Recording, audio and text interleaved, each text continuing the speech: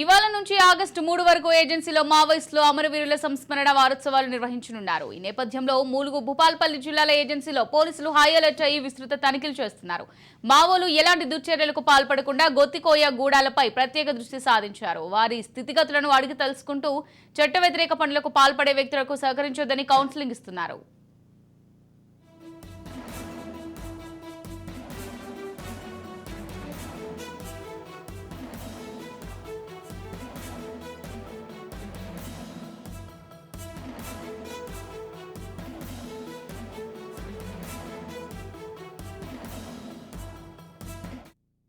ములుగు జిల్లా ఏటున్నాగారం, మంగపేట, తాడ్వాయి, కన్నాయిగూడెం మండలాల్లో మావోయిస్ట్ రాష్ట్ర కమిటీ ఆదేశాల మేరకు ఏజెన్సీలో జూలై 28 నుంచి ఆగస్టు 3 వరకు మావోయిస్ట్ అమరవీరుల సంస్మరణ దినోత్సవాలు నిర్వహించనున్నారు. ఈ నేపథ్యంలో ములుగు జిల్లా శబరీష్ ఆదేశాల మేరకు ఏజెన్సీ పోలీసులు ఆదివాసులను తరచూ పర్యవేక్షిస్తూ గూడాలపై మరింత నిఘా పెట్టారు. వర్షంలో సైతం వాగులు వంకలు దాటుతూ గుత్తుకోయ గుంపులు గూడెల్లోని వారితో మాట్లాడి అక్కడ నెలకొన్న పరిస్థితులను అడిగి తెలుసుకుంటున్నారు. ప్రభుత్వ నిషేధిత మావోయిస్టుల ఫోటోలతో కూడిన పోస్టర్లను గోడలకు, చెట్లకు అంటించి వారి ఆచూకీ చెబితే నగదు బహుమతి అందజేస్తామని తెలుపుతున్నారు. ఎవరైనా అజ్ఞాత వ్యక్తులు గూడెంలకు వస్తే వారికి సహకరించొద్దని, వారి సమాచారం వెంటనే తమకు అందజేయాలని గుత్తికోయలకు కౌన్సిలింగ్ ఇస్తున్నారు పోలీసులు.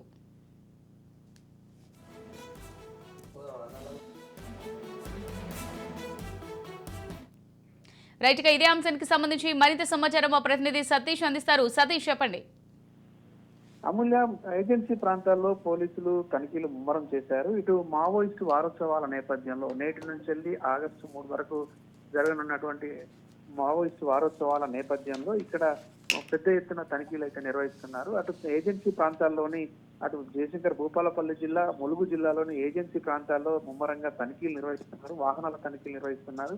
గూడాల్లో కూడా తనిఖీలు నిర్వహిస్తూ అటు మావోయిస్టుల కదలికలపైన దృష్టి డేగకన్ను వేసినటువంటి పరిస్థితి ఉంది. ఇప్పటికే ఆ అడవిని జల్లడబడుతున్నటువంటి పోలీసులు ఇటు వారోత్సవాల నేపథ్యంలో అటు ఎన్కౌంటర్ లో మావోయిస్టులు వరుసగా మృతి చెందినటువంటి ఘటనలు నెలకొన్నటువంటి నేపథ్యంలో ఇప్పటికే 100 మందికి పైగా మావోయిస్టులు మృతి చెందినటువంటి నేపథ్యంలో వారు మాటు వేసి దెబ్బతీస్తారనేటువంటి ఉద్దేశంతో ఎప్పుడైనా దాడికి పాల్పడవచ్చు అనేటువంటి ఉద్దేశంతో పోలీసులు అయితే అప్రమత్తమయ్యారు. అటు 2 జిల్లాలకు సంబంధించినటువంటి ఎస్పీల ఆధ్వర్యంలో ముమ్మరంగా తనిఖీలు అయితే నిర్వహిస్తున్నారు. స్థానికంగా ఉండేటువంటి పోలీసులను కూడా పోలీసు ఉన్నతాధికారులు అప్రమత్తం చేశారు.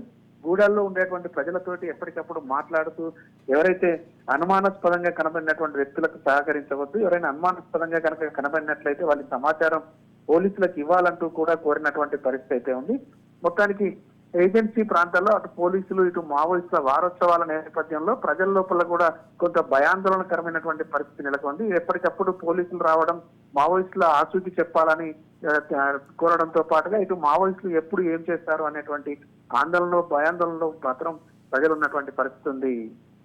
ఆ ప్రాంతాలకు సంబంధించి మొత్తం ఎంతమంది పోలీసులు అక్కడికి వచ్చారు సతీష్? అండ్ ప్రతీకార దాడుల కోసం ఇంతకుముందు మీరు చెప్పినట్టుగా మావోయిస్టులు వ్యూహాలు రచిస్తున్నట్టుగా తెలుస్తుంది. మరి దీనికి సంబంధించి ఎలాంటి చర్యలు తీసుకున్నారు?